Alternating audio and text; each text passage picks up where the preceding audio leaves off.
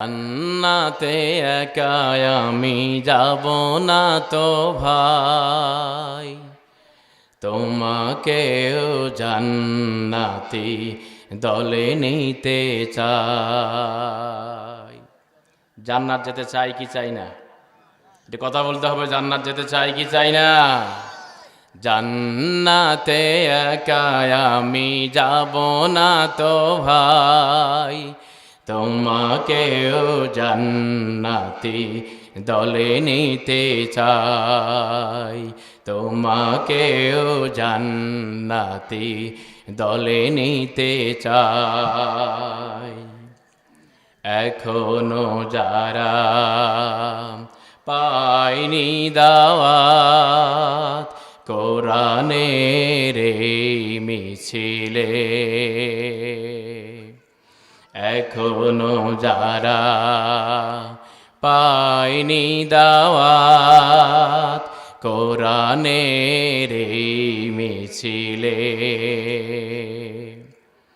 শুনিয়ে দেই চলো সত্য বাণী, শুনিয়ে দেই চলো সত্য বাণী, পথ বাতলে দেই আমলের, বলে দেই বুকে টেনে, বলে দেই বুকে টেনে, জান্নাতে একা আমি যাব না তো ভাই, তোমাকেও জান্নাতি দলে নিতে চাই, তোমাকেও জান্নাতি দলে নিতে চাই। জান্নাতে একা আমি যাব না তো ভাই, তোমাকেও জান্নাতি দলে নিতে চাই। সম্মানিত ভাইরা, আমি তেলাওয়াত করেছি সূরার নাম সূরা আল মুমিনুন। এই সূরার মোট আয়াত সংখ্যা 118টি, রুকুর সংখ্যা হলো 6টি। আমি তেলাওয়াত করেছি 1, 2 এবং 3 নম্বর আয়াত। সেই সাথে এই আয়াতের সঙ্গে মেল রেখে একটা হাদিস তেলাওয়াত করেছি। আমার একটি স্বভাব, আমি যেখানেই কথা বলি একটা বিষয় নির্ধারণ করে কথা বলবার চেষ্টা রাখি। আজকে ইন্টারনেটের যুগ, ইউটিউবের যুগ, আপনি চাইলে অনেক ওয়াজ শুনতে পারেন। মাহফিলে এলোমেলো কথা না বলে একটা বিষয় ভিত্তিক কথা বললে, সব বিষয় স্মরণ না থাকলেও কমপক্ষে আগামী দিনে বলতে পারবো যে এই বিষয়ে হুজুর আলোচনা করেছেন। কথা বলেন ঠিক কিনা? আমি একটা বিষয় নির্ধারণ করে, বিষয় টার্গেট করে আমি যে সূরার আয়াত তেলাওয়াত করেছি, সূরাটির নাম সূরাতুল মুমিনুন মাক্কিয়া। আল্লাহর নবী সাল্লাল্লাহু আলাইহি সাল্লামের মাক্কি জীবনে এই সূরার আয়াতগুলো নাজিল হয়েছে। সেই সাথে এখানে হাদিসও তেলাওয়াত করেছি।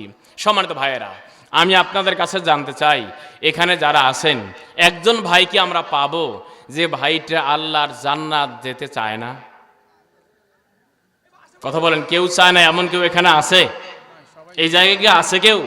ধরেন এক ভাই সপ্তাহে একবার মসজিদে হাজিরা দেয়, আছে না নাই? আবার আর এক ভাই আছে যে ভাইটা শুধু সাপ্তাহিক হাজিরা দেয় না, 5 ওয়াক্ত নামাজ সহ জুমার নামাজও আদায় করে। আবার এমন ভাইও আছে যে ভাই সপ্তাহেও যায় না, ওয়াক্তেও যায় না, বছরে 1-2 বার মাঠে যায়, এমন নামাজি আছে না নাই? আপনি প্রতিটা ভাইকে যদি জিজ্ঞেস করেন, ভাই আপনি কি জান্নাতে যাবেন না জাহান্নাম, বলেন কি আপনি? জাহান্নাম তো প্রশ্নেই আসে না। তাহলে সবাই আল্লাহর জান্নাত যেতে চায়। কথা বলেন ঠিক কিনা? সম্মানিত ভাইরা, আজকে আমরা যখন আসতেছিলাম, আমাদের প্রিয় ভাই শাহ আলম ভাইকে বারবার ফোন করতেছিলাম যে কোন দিক দিয়ে যাব, ড্রাইভার ওভাবে চিনতেছে না, আমরা বারবার জিজ্ঞেস করতেছি। একজন ভাই যদি আমাকে ধরেন আপনার নওগাঁতে গাড়িতে উঠতো, যদি বলতো যে ভাই চলেন আমার বাড়ি রাধানগর এলাকায়, আমি আপনার সাথে যাই, তাহলে কি আমাকে বারবার কাউকে ফোন দিতে হতো? হতো না। এ কথা বললাম এই কারণেই, আমি যেই গন্তব্যে যেতে চাই সেই গন্তব্যে যাওয়ার গাড়িতেই আমাকে উঠতে হবে।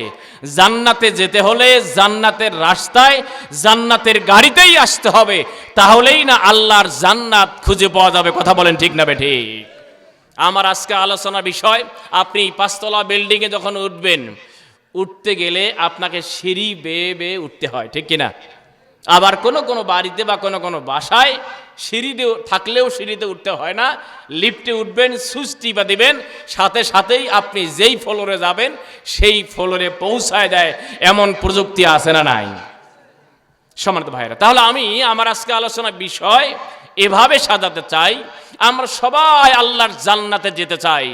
যেমনি ভাবে গ্রাউন্ড ফ্লোর থেকে 10 তলা বিল্ডিংয়ে উঠতে হলে সিঁড়িতে যেতে হয় অথবা লিফটে যেতে হয়, তেমনি ভাবে আল্লাহর জান্নাতে যাওয়ার জন্য আল্লাহর জান্নাতে যাওয়ার সিঁড়িতেই আমাদের আসতে হবে, তাহলেই না আমরা আল্লাহর জান্নাতে যেতে পারবো।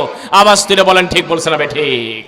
আজকে আমার আলোচনার বিষয় কি নারী কি পুরুষ, কি বুড়া আর কি বুড়ি, কি ছেলে আর মেয়ে, কি নওগাঁর মানুষ কি বগুড়ার মানুষ, কি কুড়িগ্রামের মানুষ কি দিনাজপুরের মানুষ, আমরা জান্নাতে যেতে চাই।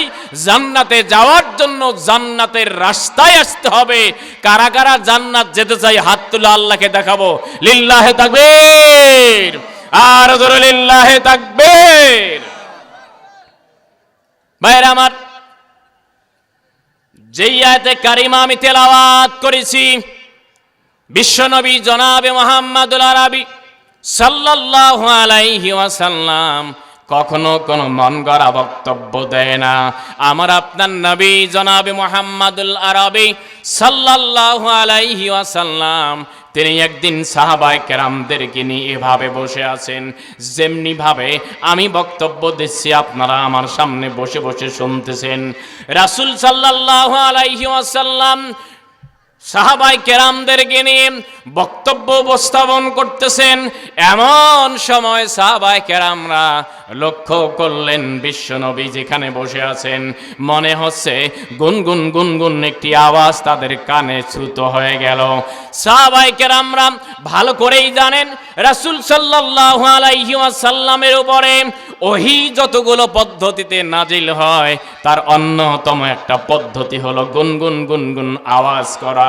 সাহাবায়ে কেরামরা নিস্তব্ধ হয়ে গেলেন, নিথর হয়ে গেলেন, কারণ কুরআনুল কারীম নাজিল হবে আমার বিশ্ব নবীর উপরে। সাহাবায়ে কেরামরা নিশ্চুপ হয়ে রাসূল সাল্লাল্লাহু আলাইহি ওয়াসাল্লামের সামনে বসে আছেন, নিস্তব্ধ নিথরের মতো বসে আছেন।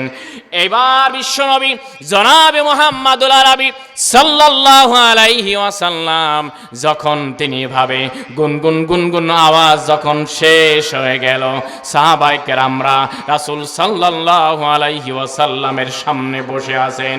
আল্লাহর নবী জনাবে মুহাম্মদুল আরবি সাল্লাল্লাহু আলাইহি ওয়াসাল্লাম এমন সময় আল্লাহর নবী হাত তুলে সাহাবায়ে কেরামদের সামনে এভাবে দোয়া করতেছেন। দোয়ার ভাষাটা ছিল এভাবে, আল্লাহুম্মা জিদনা ওয়ালা তানকুসনা ওয়া আকরিমনা ওয়ালা তুহিন্না ওয়া আতিনা ওয়ালা তাহরিমনা ওয়া আসির ওয়ালা তুআসির আলাইনা ওয়া আরদি আন্না ওয়া আরদিনা।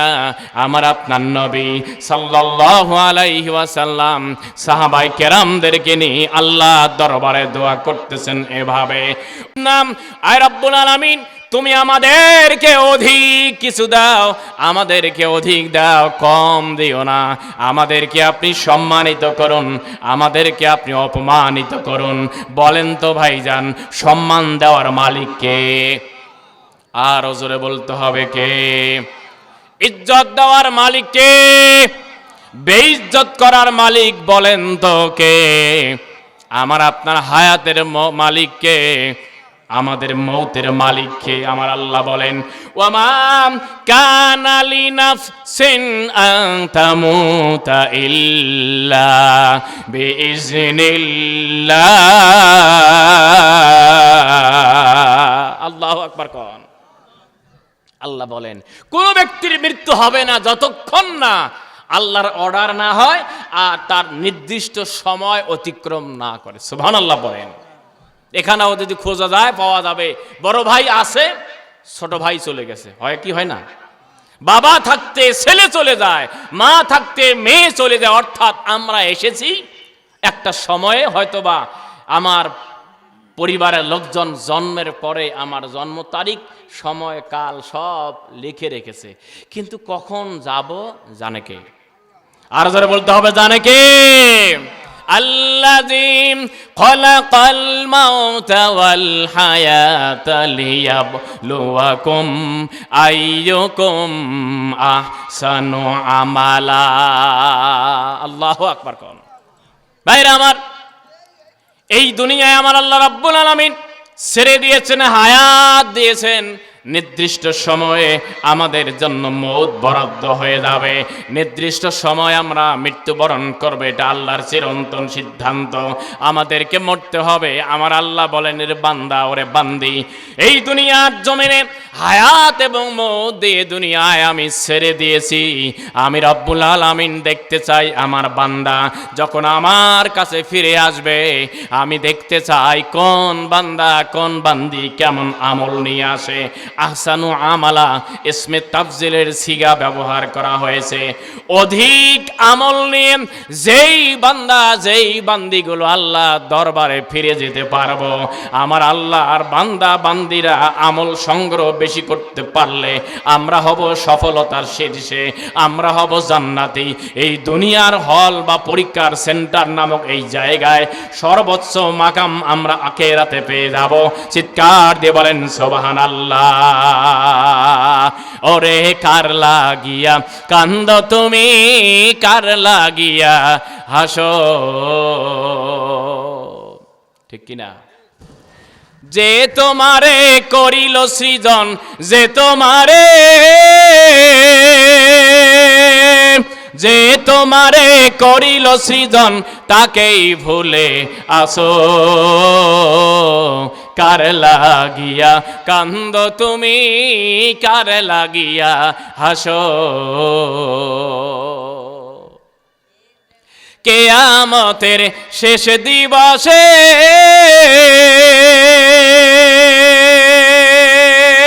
কাজী হয়ে থাকবে বসে,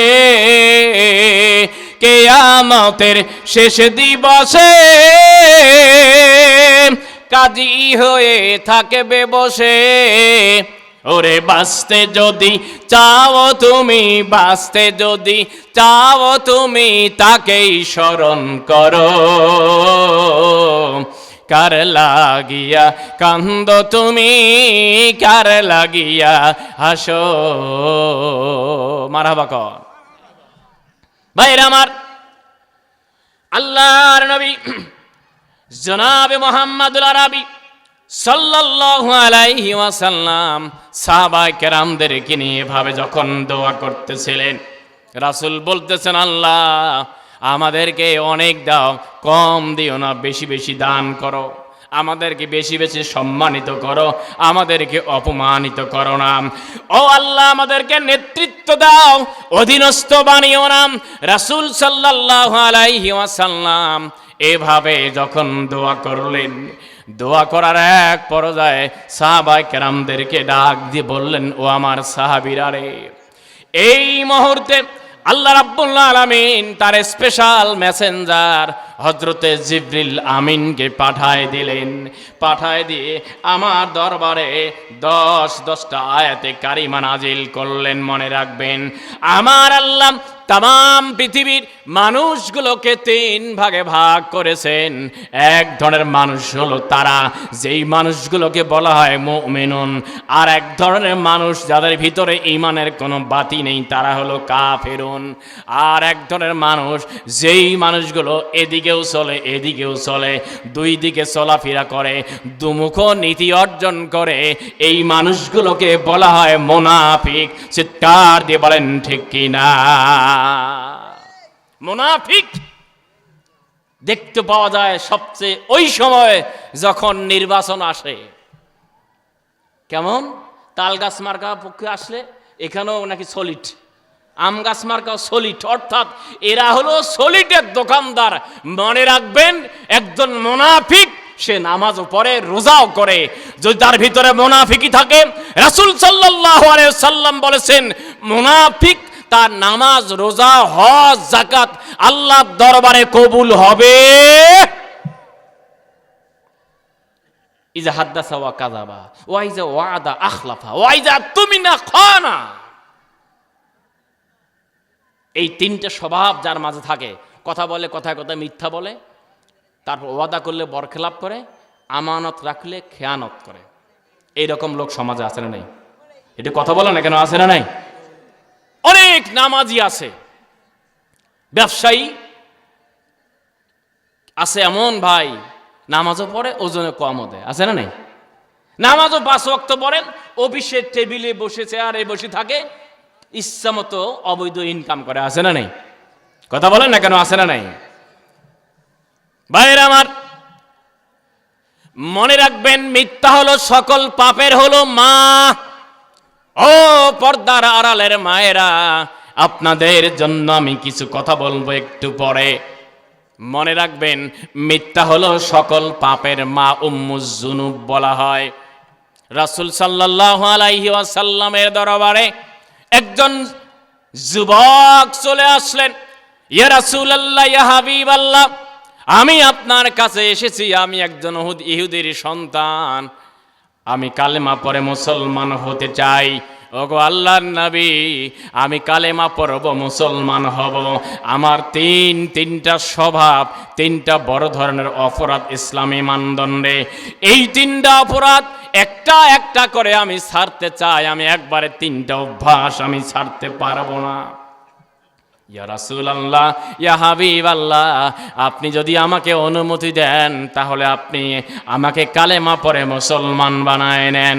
নবীর সাহাবী রাসূল সাল্লাল্লাহু আলাইহি ওয়াসাল্লাম সঙ্গে সঙ্গেই এই ইহুদির সন্তান, যুবক সন্তানকে ডাক দিয়ে বললেন, ওরে ইহুদির সন্তান, ও আমার যুবক রে, বলো তুমি কোন 3টা স্বভাব তোমার ভিতরে আছে? রাসূল সাল্লাল্লাহু আলাইহি ওয়াসাল্লাম যুবককে সাথে নিয়ে সঙ্গে সঙ্গেই কালেমা পড়ে নিলেন, লা ইলাহা ইল্লাল্লাহু মুহাম্মাদুর রাসূলুল্লাহ সাল্লাল্লাহু। প্রিয় ভাই, একজন অমুসলিম যখন কালেমা পড়ে মুসলমান হয়, তার অতীত জীবনে যত রকম অপরাধ ছিল একদম নিষ্পাপ, বেগুনাহ, মাসুম বানিয়ে দেখে। আর জবানটা খুলে বলতে হবে, কে? ভাইরা আমার, কালেমা পড়ে মুসলমান হয়ে গেল। রাসূল সাল্লাল্লাহু আলাইহি ওয়াসাল্লাম যুবককে ডাক দিয়ে বললেন, ওরে যুবক, বলো বলো তোমার 3টা স্বভাব কি কি, আমাকে একটু জানাও। যুবক বলছে, রাসূলুল্লাহ, ইয়া হাবিবাল্লাহ, আমার 3টা স্বভাবের 1 নম্বর স্বভাব হলো, আমি যেই কথাগুলো বলি, আমার জবান থেকে কথাগুলো বলি, আমার কথাগুলো হয় মিথ্যা কথা। মিথ্যা কথা হলো 1 নম্বর বদ স্বভাব। রাসূল সাল্লাল্লাহু আলাইহি ওয়াসাল্লামকে আবার বলতে লাগলেন, ইয়া রাসূলুল্লাহ, ইয়া হাবিবাল্লাহ, 2 নম্বর স্বভাব হলো, ওই সভ্যতার মানুষগুলোর জীবিকা নির্বাহের প্রধান মাধ্যম ছিল লুটতরাজ করা, লুটে পুটে খাওয়া। ওই সভ্যতার মানুষগুলোর অন্যতম একটি জীবিকা নির্বাহের মাধ্যম ছিল চুরি করা। ইয়া রাসূলুল্লাহ, ইয়া হাবিবাল্লাহ, 2 নম্বর স্বভাব হলো, আমি চুরি করে খাই, আমার চুরি করার অভ্যাস রয়েছে।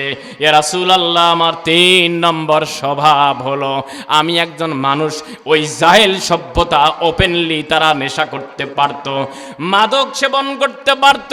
ইয়া রাসূলুল্লাহ, ইয়া হাবিবাল্লাহ, আমার 3 নম্বর স্বভাব হলো, আমি নেশা করি। 3টা স্বভাব। 1 নম্বর স্বভাব বলেন তো কি?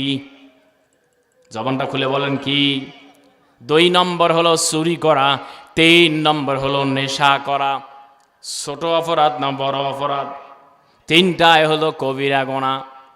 এই 3টা স্বভাব রাসূল সাল্লাল্লাহু আলাইহি ওয়াসাল্লামের কাছে তিনি শোনালেন। আল্লাহর নবী জানালেন, ও আমার সাহাবীরে, 3টা স্বভাব তোমাকে একবারে ছাড়তে হবে না, একটা তোমাকে ছাড়তে হবে, আর একটা শর্ত তোমাকে মানতে হবে।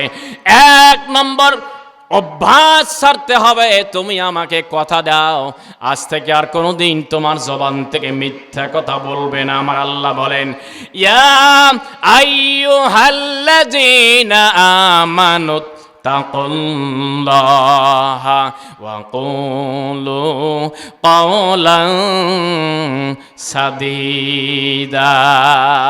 আল্লাহু আকবার কন। আল্লাহ বলছে, ইমানদারেরা কথা বলবা, আল্লাহকে ভয় করো, আর জবান থেকে যেই কথাগুলো বের হবে কথা হতে হবে সত্য কথা। সত্য কথা বলতে পারলেই আমার আপনার আমলের ত্রুটিগুলো সংশোধন করে দিবে কে? আর জবানটা খুলে বলতে হবে কে? ভাইরা আমার, রাসূল বলছেন, আমার সাহাবী, এক নম্বর স্বভাব ছাড়তে হবে, সেটি হলো মিথ্যা কথা ছাড়তে হবে। এক নম্বর শর্ত, একটা শর্ত আমাকে আদায় করতে হবে, আমাকে মানতে হবে। সেটি হলো, তুমি আজকের থেকে আগামীকাল 24 ঘন্টা, মনে করেন সকাল 10টায় তুমি এসেছো, আগামীকাল 24 ঘন্টা অর্থাৎ 10টা পর্যন্ত, এই 24 ঘন্টায় তুমি মিথ্যা বলো কি বলো না, বা ছাড়লে কি ছাড়লে না, সেটা তুমি সত্যায়ন করার জন্য আমার কাছে তুমি চলে আসবে। আমাকে তোমার কাছে, আমি তোমাকে ইন্টারভিউ নেব, এই 24 ঘন্টায় তুমি কোনো মিথ্যা কথা বলেছো কি বলো নাই, এটা সত্যায়ন করতে হবে, আমার কাছে এসে সেটা ইমপ্রুভ করতে হবে। আমার বিশ্ব নবী যখন এই যুবক সাহাবীকে বললেন, যুবক সাহাবী মনে করতেছে যাক আনন্দ চিত্তে তিনি বের হলেন। এখন পর্যন্ত রাসূল আমাকে চুরি ছাড়তে বলে নাই, নেশা জাতীয় দ্রব্য না খাইতে নিষেধ করে নাই, এখন পর্যন্ত 2টা কাজ আমার জন্য আছে। মিথ্যা কথা কঠিন কোনো ব্যাপার না, আমি ছেড়ে দেব। এই চিন্তা করে ও পর্দার আড়ালের মায়েরা খুব কান লাগাবেন, এই ঘটনায় মারাত্মক শিক্ষা রয়েছে আমার আপনার জন্য। নবীর যুবক সাহাবী রাসূলের দরবার থেকে যখন রওনা হলেন, তার চিন্তা চেতনা হলো এভাবে, যারা চুরি করে আপনার এলাকায় আছে কিনা আমি জানি না, আমাদের কুড়িগ্রামে এমন কিছু চোর দেখতে পাওয়া যায়, সারাটা দিন সুপারির বাগানে ঘুরঘুর করে খোঁজে। এদিকে আছে না নাই? আছে না নাই?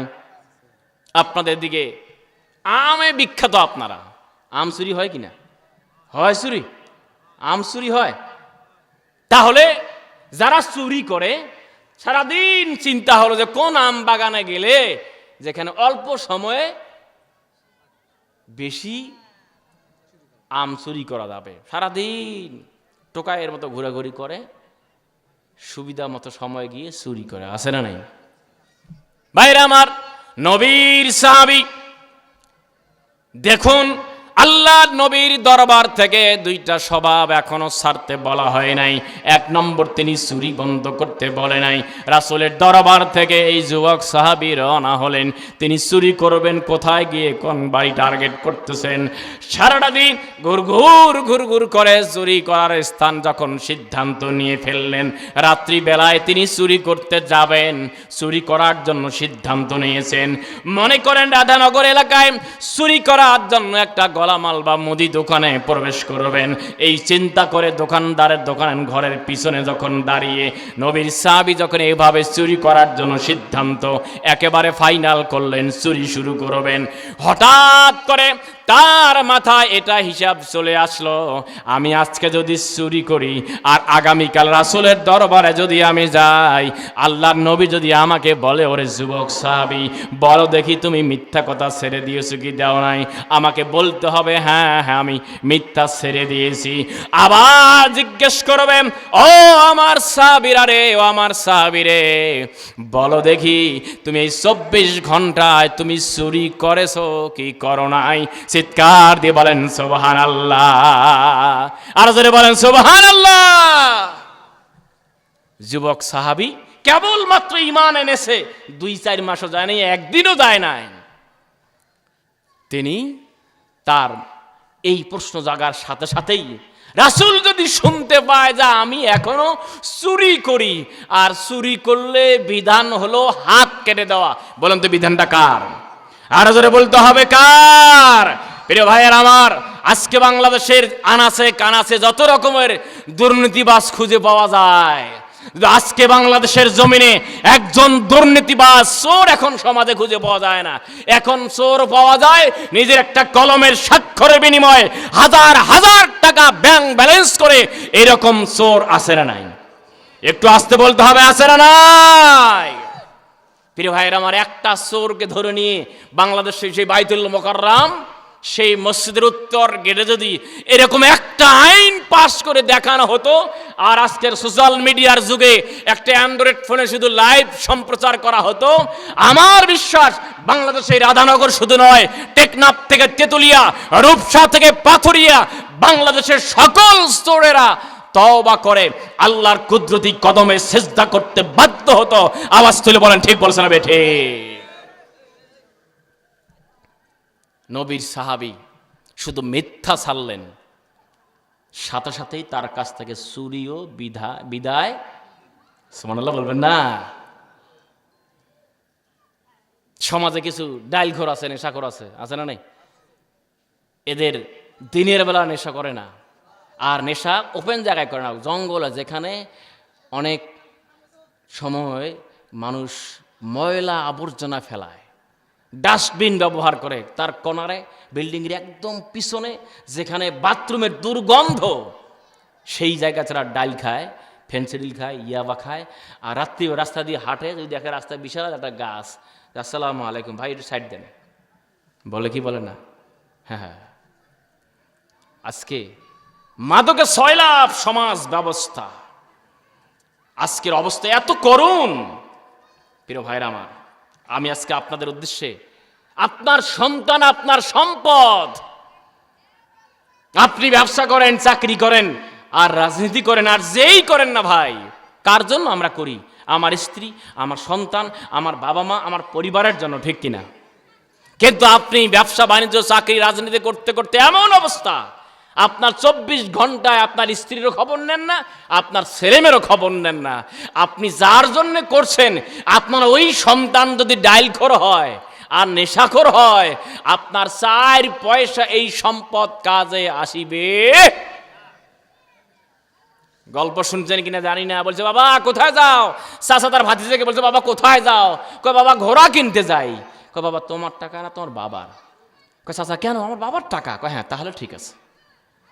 কারণ বাবার টাকা দিয়ে ঘোড়া কেনা যায়, বাবার টাকা দিয়ে পালসার এফজেড ভার্সন গাড়ি কেনা যায়, কিন্তু নিজের টাকা দিয়ে কিনতে একটু সময় লাগে। কথা বলেন ঠিক কিনা?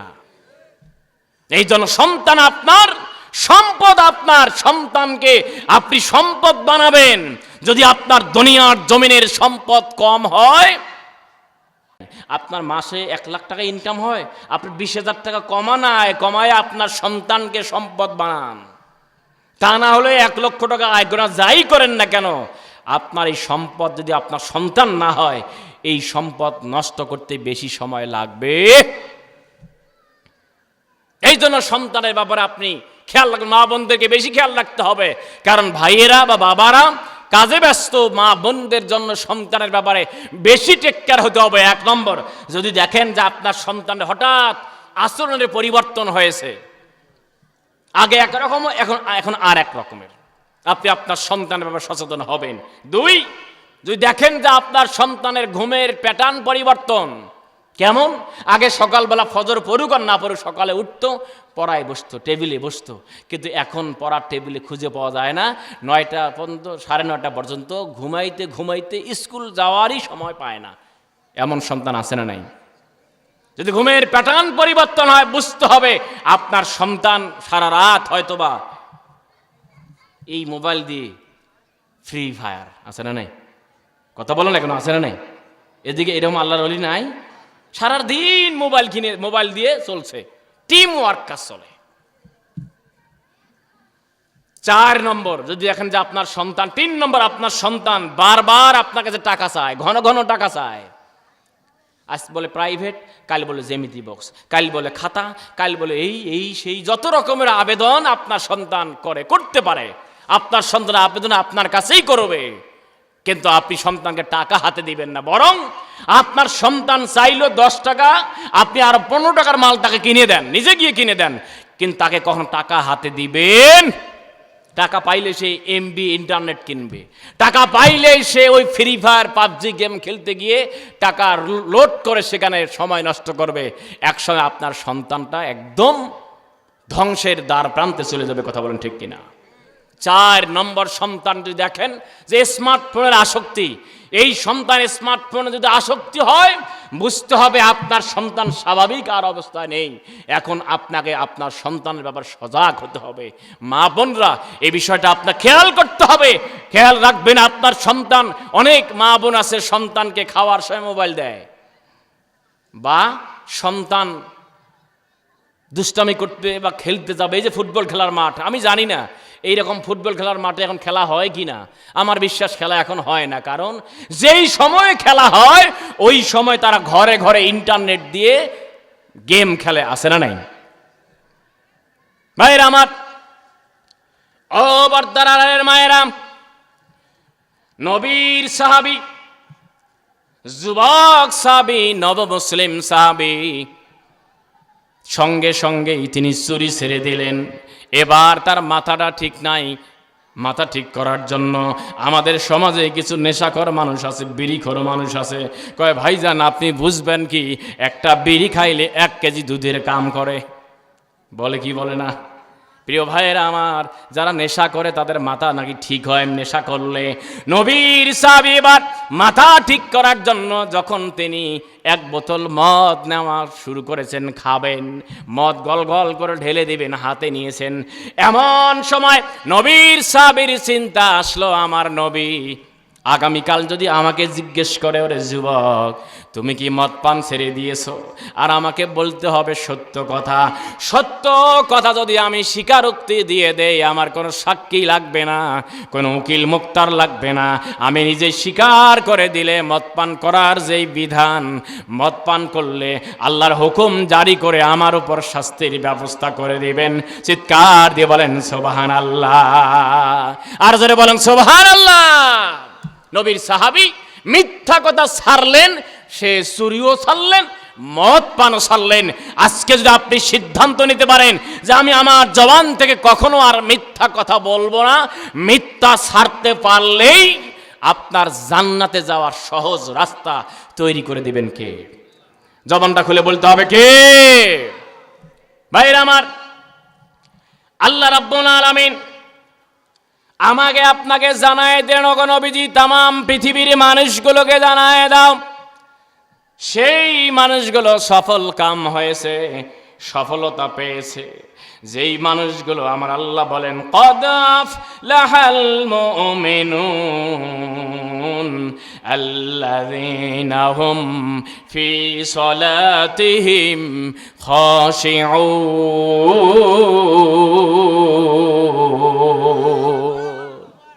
ভাইরা আমার আল্লাহ বলেন সফল কাম হয়েছে বা সফলতা পেয়েছে মুমিনেরা। কোন মুমিনেরা সফলতা পেয়েছে? আমার আল্লাহ বলেন ওই সমস্ত মুমিনগুলো সফল কাম হয়েছে, সফলতা পেয়েছে, যেই মুমিনগুলোর ব্যাপারে আমার আল্লাহ বলেন আল্লাযীনা হুম ফি সলাতিহিম খাশিউন, যেই সমস্ত মুমিনেরা বিনয়ী হয়, নামাজের ব্যাপারে যারা বিনম্র হয়, নামাজের ব্যাপারে যারা, সালাতের ব্যাপারে যারা বিনয়ী হয়, নামাজের ব্যাপারে বিনয়ী হওয়ার ব্যাপারে রাসূল একখানা হাদিস শোনায় দেয়। বিশ্বনবী বর্ণনা করেন, কিয়ামতের ময়দান যখন কায়েম হয়ে যাবে, ওই মানুষগুলো আরশের ছায়ায় স্থান পাবে। যার এক শ্রেণী হলো তারা যাদের অন্তঃকরণ খানা ঝুলন্ত থাকে মসজিদের সাথে। মুয়াজ্জিন সাহেব আজান দেয় আর আমাদেরকে এই আহ্বানটুকু শোনায়, হাইয়া আলাস সালাহ, হাইয়া আলাস সালাহ, আসো গো আসো, নামাজের দিকে আসো, নামাজ পড়লে তোমার কি হবে, নামাজ পড়লে পরের বাক্যে কি হবে বলে দিচ্ছেন, কপালটা খুলে যাবে। কপালটা আমার আপনার জন্য সফলতা পাওয়ার জন্য নামাজের কোনো বিকল্প নাই। মুয়াজ্জিন সাহেব এভাবে আহ্বান করছেন, এভাবে ডাকছেন, বান্দা আসো গো আসো, নামাজ পড়তে আসো। রাসূলের হাদিসটা আমি তেলাওয়াত করেছিলাম। বিশ্বনবী জনাব মুহাম্মদুল আরবি সাল্লাল্লাহু আলাইহি ওয়াসাল্লাম বর্ণনা করেন, মান খরাজা মিন বাইতিহি মুতাতাহিরান ইলা সলাতিল মাকতুবা। রাসূল সাল্লাল্লাহু আলাইহি ওয়াসাল্লাম বলেন, যেই বান্দা, যেই বান্দিরা পবিত্রতা অর্জন করে 5 ওয়াক্ত নামাজটা আদায় করলো, যথারীতি যথাসময় আদায় করলো। আমার হাবিব বর্ণনা করেন আল্লাহ রাব্বুল আলামিন ওই বান্দার উপরে এত বেশি খুশি হয়ে যায়, যেমন খুশি হয় যারা উমরা করতে যায়, হজ করতে যায়, লক্ষ লক্ষ টাকা খরচ করে হজ কিংবা উমরা করতে যায়। আমার বিশ্ব নবী বলেন ওই বান্দা ওই বান্দির আমল নামায় আমার আল্লাহ কবুল হজের সওয়াব দিয়ে দেন। চিৎকার দিয়ে বলেন সুবহানাল্লাহ। গরিবরা ধনীদের চেয়ে কত বছর আগে জান্নাত যাবে? জোরে বলেন কত বছর? 500 বছর আগে জান্নাত যাবে। কেন? তাদের জাকাতেরও হিসাব নাই, তারা দিন আনে দিন খায়, আল্লাহর দেওয়া বিধান মোতাবেক নিজের জীবনটা পরিচালনা করলেই গরিবরা ধনীদের চেয়ে 500 বছর আগে জান্নাতে যাবে। চিৎকার দিবেন আল্লাহু আকবার। ভাইরা আমার হাবিব বলেন মান সাল্লাল ইশা ফিল জামাত, যেই মানুষগুলো ইশার নামাজ জামাতে আদায় করলো, খেয়াল করুন, যেই ভাইগুলো জামাতে নামাজ আদায় করে, 5 ওয়াক্ত নামাজ জামাতে আদায় করে, এই ভাইদের উদ্দেশ্যে আমার হাদিসটি তার জন্য খুব প্রশান্তি পাবে, আত্মাটা শান্তি পাবে। রাসূল বর্ণনা করেন যেই ভাই ইশার নামাজ জামাতে আদায় করলো, জামাতে আদায় করে ঘুমিয়ে গেল, আর একজন ভাই ইশার নামাজ জামাতে আদায় করলো না, সে একাই নামাজ আদায় করলো, ঘুমিয়ে পড়লো না, সে ঘুমিয়ে না পড়ে সারা রাত তাহাজ্জুদ নামাজ পড়লো, তাসবিহ তাহলিল করলো, কোরআন তেলাওয়াত করলো, আর যেই ভাইটা জামাতে নামাজ আদায় করে ঘুমিয়ে গেল আবার ফজরের নামাজ জামাতে আদায় করলো, আমার রাসূল বর্ণনা করেন ফাকা আন্নামা কামা নিসফাল লাইলি ওয়া মান সাল্লাস সুবহা ফি জামাতিন ফাকা আন্নামা সাল্লাল লাইলা কুল্লা। রাসূল বর্ণনা করেন যেই মানুষটি ঈশা নামাজ জামাতে আদায় করে ঘুমিয়ে পড়লো, ফজরের নামাজ জামাতে আদায় করলো, গোটা রাত তাহাজ্জুদ নামাজ পড়লে, কোরআন তেলাওয়াত করলে যেমন সওয়াব হওয়ার কথা, এই বান্দার আমল নামায় আমার আল্লাহ সারা রাত নফল ইবাদতের সওয়াব দিয়ে দেয়। চিৎকার দিয়ে বলেন সুবহানাল্লাহ। আর জোরে বলেন সুবহানাল্লাহ। কেমন করে ঘুমাও তুমি ফজর করে কাজা,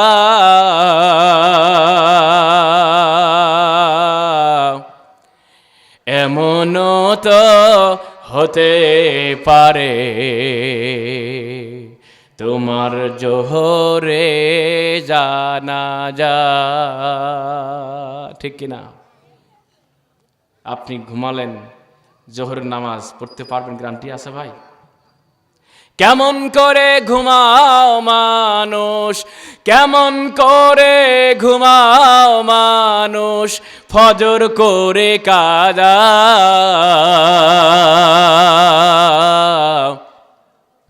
এমনও তো হতে পারে তোমার জোহরে জানাজা। মুসলিম হয় না জন্ম নিলেই মুসলমানের ঘরে, কাফের মুমিন তফাৎটা হয় সালাতের উপরে রে মন, সালাতের উপরে। মুসলিম হয় না জন্ম নিলেই মুসলমানের ঘরে, কাফের মুমিন তফাৎটা হয় সালাতের উপরে রে ভাই, সালাতের উপরে। জীবন গেলেও সালাত কভু, জীবন গেলেও সালাত কভু হয় না যেন কাজা,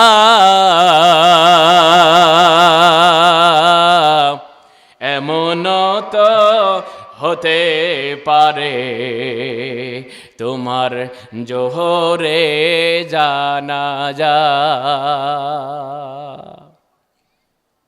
প্রিয় ভাই, নামাজ কাফের এবং মুসলমানের পার্থক্য। মুসলমান নামাজ পড়বে, কাফের নামাজ পড়ে, জোরে বলেন পড়ে। ভাইরা আমার,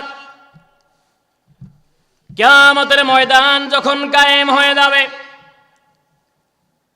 আল্লাহ রাব্বুল আলামিন সেই কিয়ামতের বিভীষিকাময় পরিস্থিতির ব্যাপারে কোরআনুল কারিমে আমার আল্লাহ বলেন, মা সালাকাকুম ফি সাকার ক্বালু লাম নাকু মিনাল মুসাল্লিন। আল্লাহু আকবার। ভাইরা আমার, কিয়ামতের ময়দানে আমি আপনি সেদিনে একত্রিত হব। আমার আল্লাহ সেই দিন এক শ্রেণীর মানুষ আর এক শ্রেণীর মানুষকে দেখে এভাবে বলতে থাকবে, ওরে বন্ধু, ওরে দোস্ত, ব্যাপার কি, কি কারণে তুমি আজকে জাহান্নামে অবস্থান করছো?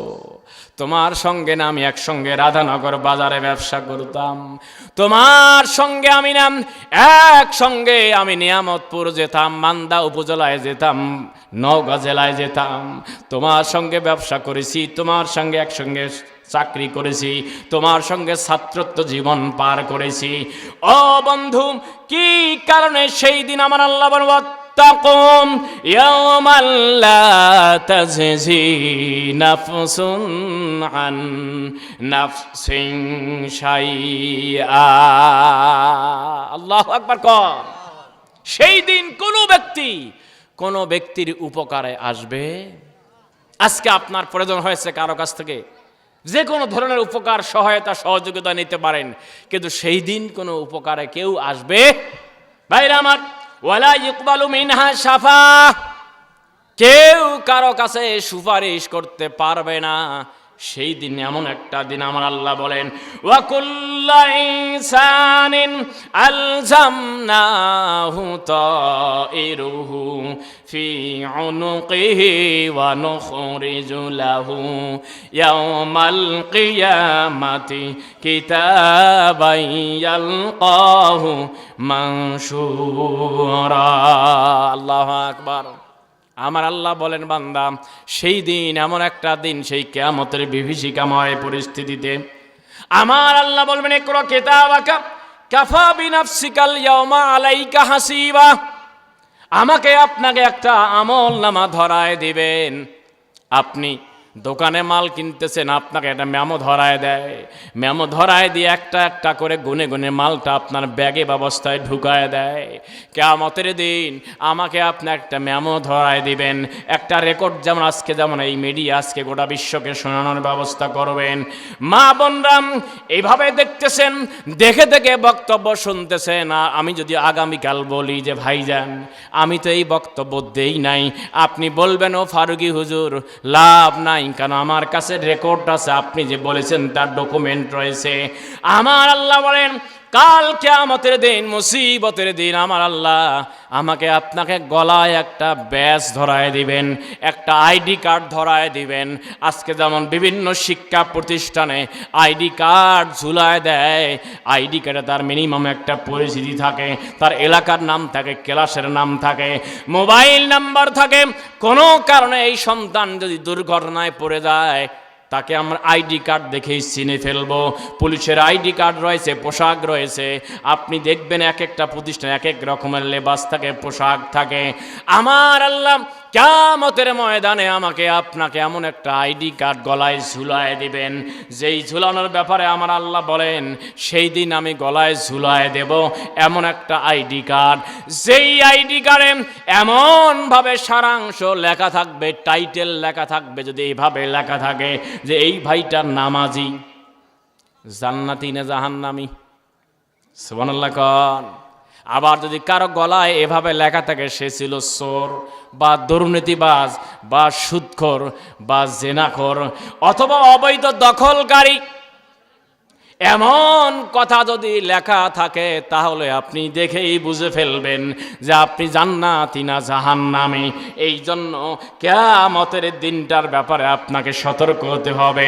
আমার আল্লাহ বলেন, বান্দা সেই দিনকে ভয় করো যেই দিন কোনো ব্যক্তি কোনো কাজে আসবে না, না পাবে কোনো সুপারিশ, না পাবে কোনো সহায়তা করার জন্য কোনো রকমের সুপারিশ। কেউ কাউকে চিনবে না। বাবাকে দেখে সন্তান পালাবে, সন্তানকে দেখে বাবাকে বাবা পালাবে, বন্ধু দেখে বন্ধুকে পালাবে, মাকে দেখে মেয়ে পালাবেন, এক একজন এক এক দিকে ছুটাছুটি করবে। সেই দিন কেউ কারো উপকারে আসবে না। সেই দিন যার যতটুকু আমল থাকবে এই আমলটা নিয়েই আমাকে জান্নাতে যেতে হবে, আমল কম হলে হতে যেতে হবে আল্লাহর জাহান্নামে। চিৎকার দিয়ে বলেন নাউজুবিল্লাহ। ওরে মানুষ হইছ বেহুশ দুনিয়ার পিছে, কি জবাব দিবি রে তুই আল্লাহর কাছে, হায় কি জবাব দিবি রে তুই আল্লাহর কাছে। হালাল হারাম না মানিয়া কত টাকা করছো কামাই, এত টাকা রাখবা কোথায়, কাফনের তো পকেট নাই। আছে নাকি? যে বলেন আছে। হালাল হারাম না মানিয়া এত টাকা করছো কামাই, এত টাকা রাখবা কোথায়, কাফনের তো পকেট নাই।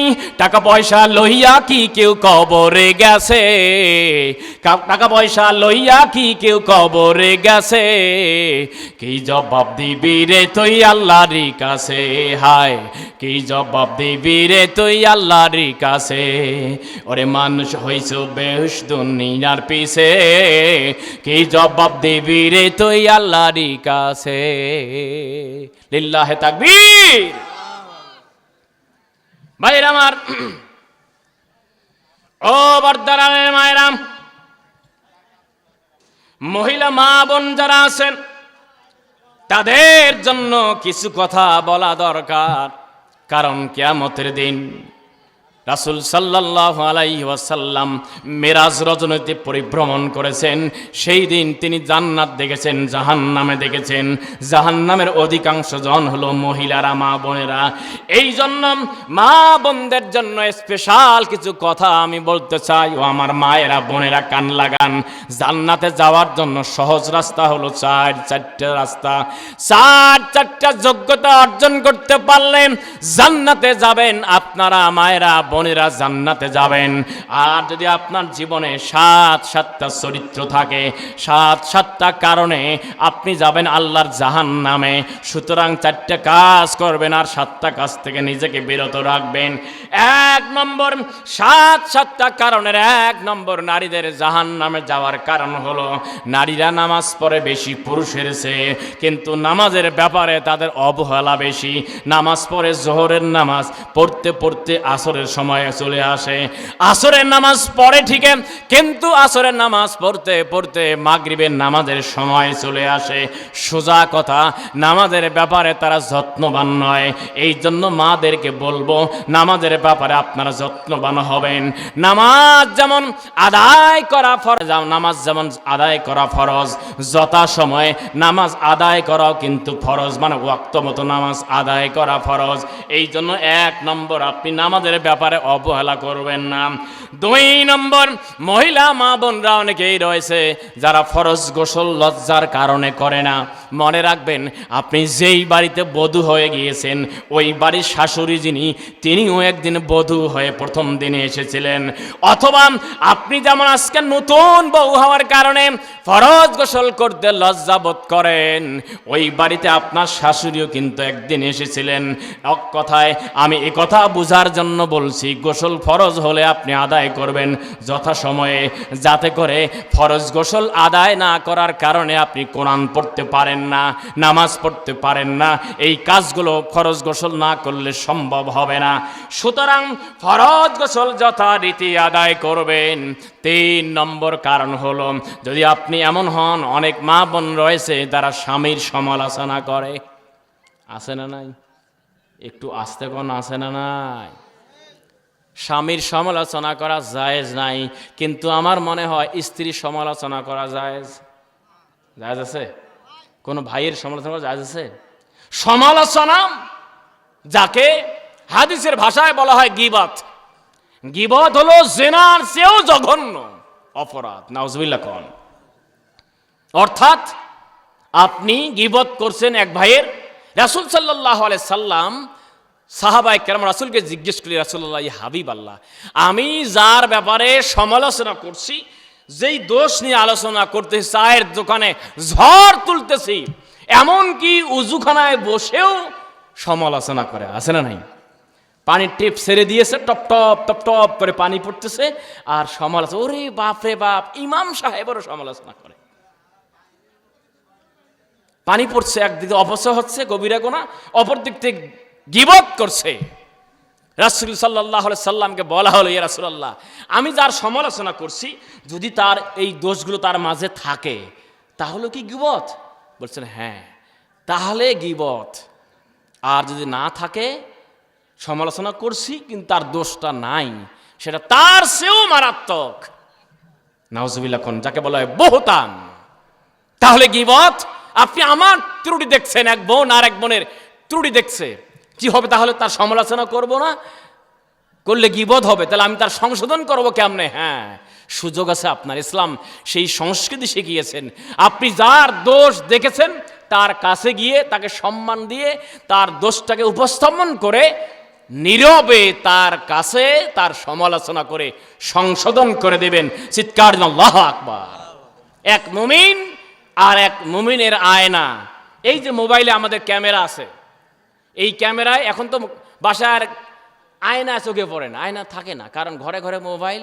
এই যে ক্যামেরা দেখতেছি, আপনারা দেখা যাচ্ছে, আবার চাইলে আমি আমার ফেসটাকে দেখতে পারি, এভাবে দেখতেছি। দেখি কি দেখি না? মোবাইল বা আয়নায় কি আমাকে কখনো বলে যে ফারুকি ভাই আপনার চুলটা ঠিক করুন, টুপিটা বাঁকা হয়েছে? কখনো বলে? কথা বলেন, বলে? বলে না। কিন্তু আমি দেখলেই অটোমেটিক আমি বুঝতে পারি যে আমার এই সমস্যা। অর্থাৎ রাসূল বলেছেন, এক মুমিন আর এক মুমিনের আয়না। আয়না যেমন নিঃশব্দে আমার চেহারার ত্রুটিগুলো ধরে দেয়, আমার খুঁতগুলো ধরে দেয়, মুমিন হবে সেই আর এক মুমিনের দোষ বা ত্রুটিগুলো নিঃশব্দে সংশোধনের নিমিত্তে তার সমালোচনা করে তাকে সংশোধন করে দেবে। এটা মুমিনের দাবি, এটা ইসলামের সংস্কৃতি। চিৎকার দিন আল্লাহু আকবার।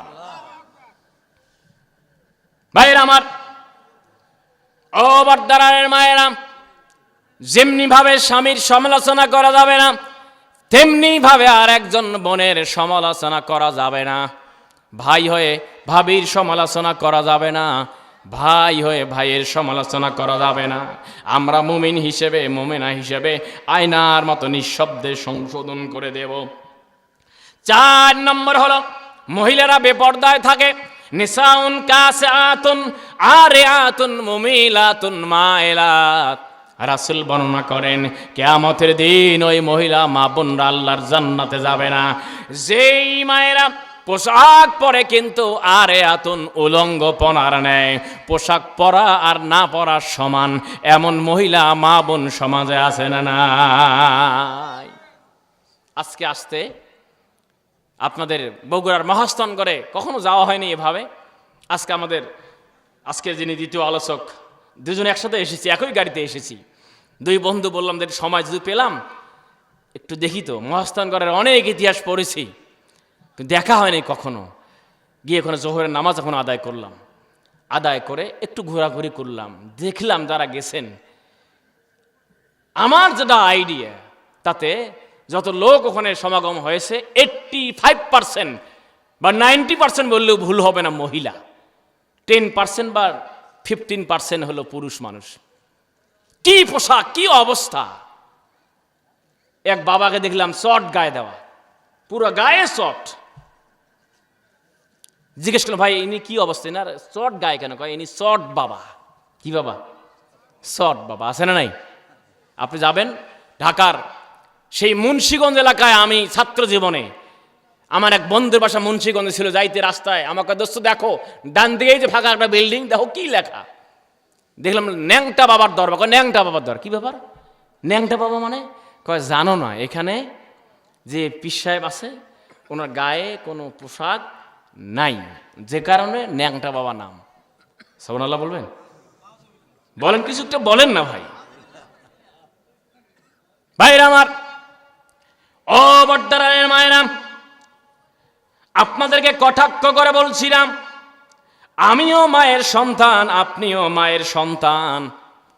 আপনার পায়ের তলে সন্তানের হলো জান্নাত। রাসূল সাল্লাল্লাহু আলাইহি ওয়াসাল্লাম হাদিসখানা বর্ণনা করেছেন, আমরা অনেকেই জানি। আল্লাহর নবী জনাবে মুহাম্মদুল আরবি সাল্লাল্লাহু আলাইহি ওয়াসাল্লামের হাদিস মিশকাত শরীফে আমরা পড়ায় থাকি, রগিমা আনফুহু রগিমা আনফুহু রগিমা আনফুহু। কিলা মান ইয়া রাসূলুল্লাহ, ক্বালা মান আদরাকাল ওয়ালিদাইহি ইনদাল কিবার আহাদুহুমা আও কিলাহুমা। আল্লাহর হাবিব বর্ণনা করেন, ওই ব্যক্তির নাক ধুলায় মলিন হোক, ওই ব্যক্তির নাক ধুলায় ধূসরিত হয়ে যাক, যেই ব্যক্তির তার মা কিংবা বাবা একজন কিংবা উভয়জনকে বার্ধক্য অবস্থায় পেল, কিন্তু তাদের খেদমত করার মাধ্যমে জান্নাত নিতে পারলো না, এর চেয়ে আর হতভাগা পৃথিবীতে নাই। ও মায়েরা কান লাগান, রাসূল সাল্লাল্লাহু আলাইহি ওয়াসাল্লাম বলেছেন, আপনাদের পায়ের তলে সন্তানের জান্নাত। হুমা নারুকা ওয়া জান্নাতুকা। আপনাদের পায়ের তলে জান্নাত, আপনার পায়ের তলে হলো জান্নাত। সন্তানের জন্য জান্নাত। ও যুবক ভাইরা, যাদের বাবা মা এখনো বেঁচে আছে, এখনো বাবা মাকে বাবা মা বলে রাখতে পারি, আমার বাবা মা এখনো বেঁচে আছে, সন্তান যখন বাবাকে আব্বা বলে ডাকে, মনে রাখবেন আল্লাহর নবী জনাব মুহাম্মদুল আরবি সাল্লাল্লাহু আলাইহি ওয়াসাল্লাম হাদিসখানা এভাবে বর্ণনা করেছেন। রাসূলের সাহাবী রাসূলকে জিজ্ঞেস করেছেন, ইয়া রাসূলুল্লাহ, ইয়া হাবিবাল্লাহ, আমি খেদমত করব কার? রাসূল সাল্লাল্লাহু আলাইহি সাল্লাম তিনবার মায়ের কথা বলেছেন, একবার চতুর্থবার বলেছেন বাবার কথা। কেন মায়ের কথা বললেন? কান লাগান ও ভাইরা, বিবাহিত ভাইরা, বাবারা যারা সামনে আছেন, মারা যারা পিছনে আছেন, আমি তাদের উদ্দেশ্যে বলবো, ও মহিলা মা বোন, আপনার পেটে যখন সন্তান আসে, আমরা যারা স্বামী, আমরা জানি না আমার স্ত্রী কত কষ্ট করে সন্তানকে পেটে ধারণ করে। বাবারা জানে না তাদের স্ত্রীরা কত কষ্ট করে পেটে ধারণ করে। 10 মাস 10 দিন পর্যন্ত সন্তানকে পেটে ধারণ করে। আমার বিশ্ব নবী মায়ের মর্যাদা তিনটা জায়গায় 3 বার তিনি আলাদাভাবে বলেছেন। কেন বলেছেন? যেই মা পেটে সন্তান ধারণ করে রক্তাক্ত হয়ে যায় প্রসবকালীন সময়ে, ও মা তুমি জানো না তোমার সন্তান কি আছে পেটে, না ছেলে না মেয়ে, বা অথবা আপনার সন্তান প্রতিবন্ধী কিনা। আমরা যে কথাটা বলেছিলাম না একটু আগেই, যে বাবা থাকতে সন্তান যায়, সন্তান থাকতে ছেলে যায়, মেয়ে যায়, অর্থাৎ যাওয়ার সময়টা আমাদের নাই। আজকের মাহফিলের যিনি সহ সভাপতি আজকে ছিলেন, তো ইনি আমাদের মঞ্চে ছিলেন, তার বাবা জনাব মোহাম্মদ সাইদুর রহমানের বাবা, নামটা জানা নেই, আব্দুর রহিম, জনাব মোহাম্মদ আব্দুর রহিম একটু আগেই ইন্তেকাল করলেন। ইন্না লিল্লাহি ওয়া ইন্না ইলাইহি রাজিউন। আল্লাহ রাব্বুল আলামিন হুজুরের বাবার এই মৃত্যুকে জান্নাতের জন্য কবুল করুক বলি আমিন। কবরে রাখার পর প্রশ্ন করে কয়টা? জোরে বলেন কয়টা? তিনটা প্রশ্ন। দেখুন, কবরে রাখার পরে যেই প্রশ্ন আপনার জন্য করবে, এই প্রশ্ন আমার জন্য করবে। রাসূল বলেছেন, কবরে রাখার পরে যদি আমল ভালো হয়, আপনি দেশের বাইরে যাবেন, ইমিগ্রেশন কাউন্টার থাকে, যে ইমিগ্রেশন কাউন্টারে আপনি পাসপোর্টটা দিয়ে দিবেন, তারা পাসপোর্টটা চেক আপ করে আপনাকে সিল মেরে দিবে, মানে আপনি বাংলাদেশ থেকে যাওয়ার নিরাপত্তা পেলেন, নিশ্চয়তা পেলেন। আবার ওই দেশে গিয়ে আবার সেই ইমিগ্রেশন কাউন্টার আবার তারা চেক আপ করার পরে আপনি ওই দেশে নিরাপত্তা পেলেন। প্রিয় ভাই, এ কথাই জন্যই বললাম, কবরটা হলো আমাদের জন্য প্রথম ইমিগ্রেশন কাউন্টার। এই কবরে রাখার পরে প্রশ্নের জবাব যদি আমরা দিতে পারি, আল্লাহ রাসূলের ঘোষণা হলো ফাফরিশু ফিল জান্নাহ, তার কবরে জান্নাতের বিছানা বিছায় দাও। বলুন সুবহানাল্লাহ। শুধু বিছানা নয়, এমনকি জান্নাতের পোশাক পর্যন্ত পরিয়ে দেওয়া হয়। আর জবাব দিতে না পারলে জাহান্নামের বিছানা, জাহান্নামের পোশাক পরিয়ে দেওয়া হয়। আমরা দোয়া করি, আজকের মাননীয় সহসভাপতি সাহেবের বাবার ইন্তেকাল করার পরে কবরে রাখলে আল্লাহ তাআলা যেন তার কবরে রাখার পর যে প্রশ্নগুলো করা হবে, এই প্রশ্নগুলো তার কুদরতি ইশারায় জবাব দেওয়ার তৌফিক দান করেন। সকলে বলি আমিন। এবং জবাব দেওয়ার পরেই যেন আল্লাহ জান্নাতের পোশাক, জান্নাতের চাদর বিছায় দেওয়ার ব্যবস্থা করেন। সকলে বলি আমিন। মা বোনদের ট্রেডিশন হলো এরকমের, সন্তান পেটে আসার পরে নিয়মিত ডাক্তারের চেক আপ করা হয়। ভালো কথা, আপনি চেক আপ করেন মা, ও বোন আপনি চেক আপ করেন, আমার আপত্তি নাই, আপনাকে ভালো থাকতে হবে। কিন্তু ডাক্তার যখন আপনার প্রেসক্রিপশনে যখন লিখে দেয় আমরা দোয়া করব মাইয়েতের জন্য, আমরা দুজনে, ভাই আপনি আসেন, আমরা দুজনে মুসাফির হালতে আছি। আমরা যদিও গুনাহগার, কিন্তু আমাদের হালতটা মুসাফির। রাসূল বলেছেন মুসাফির হালতে দোয়া কবুল করে কে? জোরে বলতে হবে কে? সুতরাং আমি আর বাড়াতে চাই না, যেহেতু আমাদের মাহফিলের সম্মানিত সহসভাপতি সাহেবের বাবা ইন্তেকাল করেছেন, সুতরাং তার রুহের মাগফিরাত কামনায় আমরা সবাই তাউস তাসমিয়া পড়ে সূরা ফাতিহা পড়ি, একবার সূরা ইখলাস পড়ে আমরা দোয়া করি ইনশাআল্লাহ। আল্লাহুম্মা আমিন। রব্বানা যালামনা আনফুসানা ওয়া ইল্লাম তাগফির লানা ওয়া তারহামনা লানাকুনান্না মিনাল খাসিরিন। গুনাহগার তু গাফফার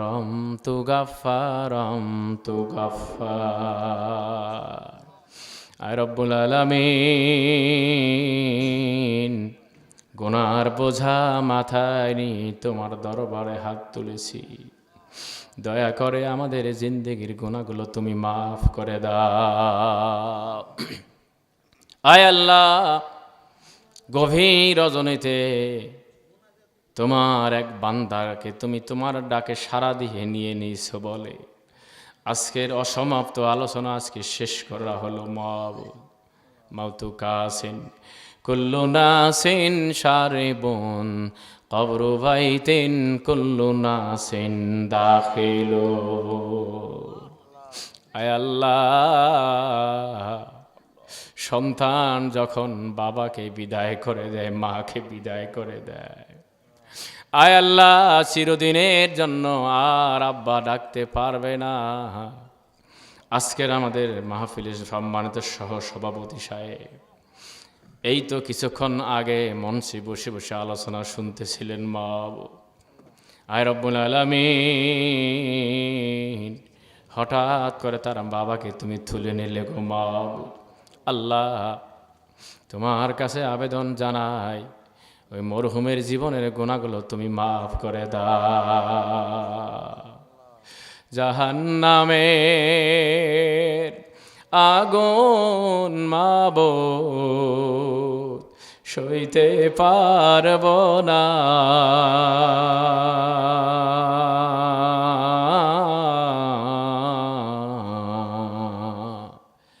দুনিয়াতে লৌকান্দায়ে